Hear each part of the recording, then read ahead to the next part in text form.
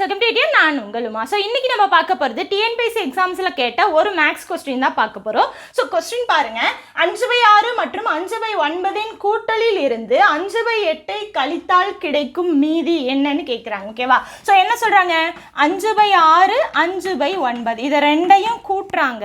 இந்த கூட்டலில் இருந்து 5/8 கழிக்க சொல்கிறாங்க. அவ்வளோதான், ரொம்ப சிம்பிள். அவங்க கொடுத்துருக்கதை என்ன பண்ணிட்டோம், அப்படியே ஒரு லைன் ஈக்குவேஷன் மாதிரி எழுதிட்டோம். அதுக்கப்புறம் இதை சால்வ் பண்ணால் போதும். பாருங்க, இது எல்லாமே பின்னத்தில் இருக்கா. ஸோ பின்னத்தில் இருக்கிறத கூட்டலோ கழித்தலோ எது பண்ணாலுமே என்ன பண்ணிக்கணும், இங்கே கீழே இருக்க வேல்யூஸ் இருக்கு இல்லையா, இந்த கீழே இருக்க வேல்யூஸுக்கு எல்சிஎம் கண்டுபிடிக்கணும்.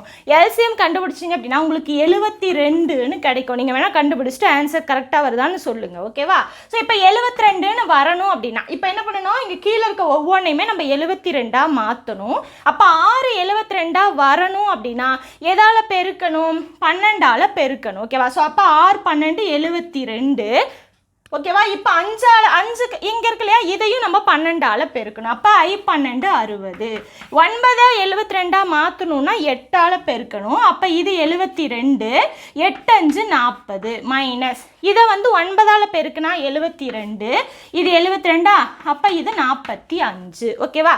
இப்போ பாருங்க, 60 + 40 - 45. ஏன்னா மேலே இருக்கிறது அப்படியே எழுதிக்கலாம், ஏன்னா கீழே எல்லாமே 72ன்னு ஆயிடுச்சு. இங்கே பாருங்க, இதில் என்னாச்சு, 40லேருந்து 45 போனால் 5 இருக்குமா, இந்த 5 60லேருந்து கழிச்சிருங்க, என்ன வரும், 55 / 72ன்னு வரும். ஸோ இதுக்கான ஆன்சர் ஆப்ஷன் சி, 55 / 72. ஸோ இந்த மாதிரி கூட்டல் கழித்தல் பெருக்கல் வகுத்தல் எல்லாமே பின்னத்தில் இருக்கிறது, தசமத்தில் இருக்கிறதுலாம் எப்படி பண்ணலாம் அப்படிங்கிறது ஆல்ரெடி நம்ம பேசிக் மேக்ஸ் அப்படிங்கிற பிளேலிஸ்ட்டில் இருக்க வீடியோஸில் டீட்டெயில்டாக நான் சொல்லி தந்திருப்பேன்.